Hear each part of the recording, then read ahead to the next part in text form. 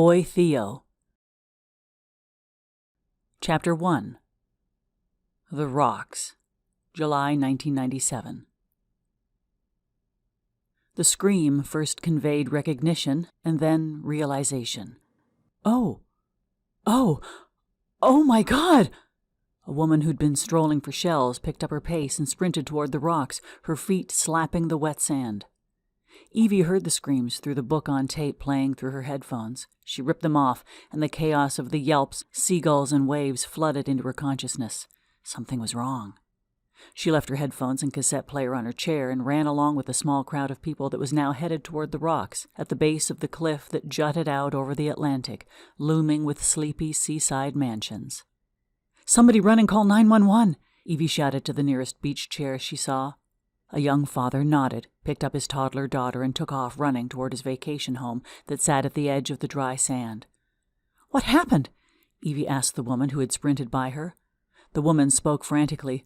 "I didn't see it, but I think he slipped. He's wedged in the rocks. I don't understand how the rock got on top of him. There should be a sign about how slippery the rocks are.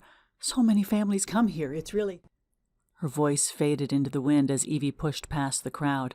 An older man was barefoot in the tide pool, bracing his feet against the seaweed-covered rocks and attempting to pull a small arm from beneath a boulder that had clearly slipped out of place. One side of it covered in dormant snails and crustaceans.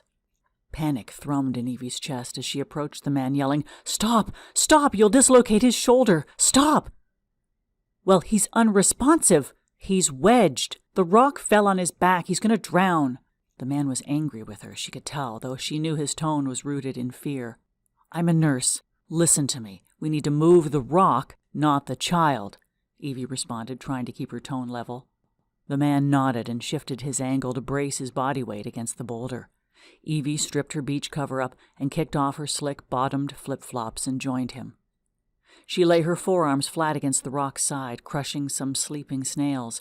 She could see the man's veins straining through the muscles of his bicep. 1, 2, 3, the man said, his voice level now.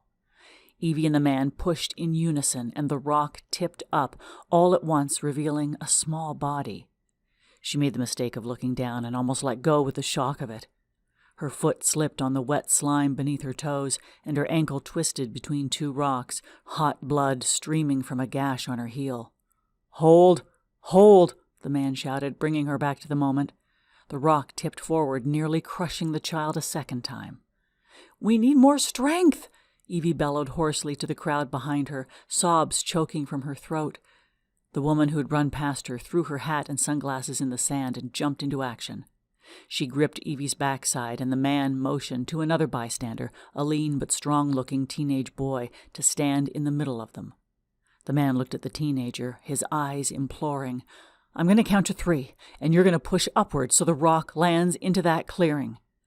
The man gestured toward the tide pool, teeming with creatures and quiet waves that lapped onto the tiny beach it had created all on its own. The teen nodded intently and wiped his shaggy hair out of his eyes before gripping the center of the rock, happy to be useful. 1, 2, 3, the man commanded again. There was no need to yell. The whole beach had gathered now, the waves crashing nearby the only sound. Evie could hear sirens in the distance. With their combined strength, they pushed together. Evie's ankle burned hot with pain, probably broken. The boulder tipped, nearly slipping, and splashed violently into the adjacent tide pool, likely destroying whatever peaceful ecosystem it had built. Without the boulder, the boy's pale frame was revealed. Evie lost her breath. He lay on his stomach with his face in the sand, water lapping his forehead. His dark, curly hair was matted in salt, as if he'd swam for days in a row and not washed it. He couldn't have been older than 3. His arm was badly broken, separated mid-humerus. He didn't wear swim trunks, but boxers and no shirt. His pelvis appeared to be crushed on the right side where the rock landed. His back was rippled with bruises and lacerations. The other 2 rocks that flanked him acted as a bridge, keeping the boulder from crushing him completely. Evie stared at him for what felt like an hour. The teenager yelped softly and stepped back into the crowd. He had done his job well, but this proved too much for him. The older man asked hesitantly, "Is he breathing?" I... Evie stared. Well, you're the nurse, the man said. There was that tone again. Evie reached down and gingerly placed her ear to the boy's back. His breaths were short and rasping. If he was going to stay alive, he would require CPR, but any more trauma to his chest, and he would likely die. The sirens came closer. They could only park as close as the beach's dividing wall. Then the EMTs had a long way to run with a stretcher.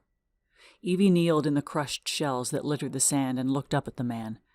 "Should we try to move him?" he asked. Evie considered the question. She knew that moving him would likely cause him a great deal of pain. However, he was inhaling water from the tide pool and would soon drown in 5 inches of water if they didn't. Evie nodded her head yes. "I want you to cradle his shoulders in your hands and rest his head on your forearms and move at the same pace as me. I will take his hips. As you can see, his right hip is badly broken. Move extremely slowly. We only need to get his head out of the water so he doesn't drown." The man nodded and followed her direction. They slipped their hands into the waterlogged sand, which gave way easily. Evie supported his hips, the same size as both her hands. His broken hip wanted to fall away. She could feel shards of it swimming around inside his pale skin. His light weight surprised her, and she adjusted her force to be much gentler than anticipated. Together, they allowed his frame to settle into their arms before rotating him onto his good hip and letting his back settle gently down into the water. The man held the boy's broken arm like a relic, ultimately deciding to pull his linen shirt off over his head and bunch it into a pillow for the boy's bones to rest on evenly. As she attempted to scoop a hill of sand under his back, Evie gazed into the boy's face for the first time since hearing the scream. Her eyes flickered with cognizance, and she felt her chest swell with confusion. "Theo?" she whispered. For a moment, everything washed away, and she could only see his face, his long black lashes encrusted with salt and sand, his delicate mouth slightly open.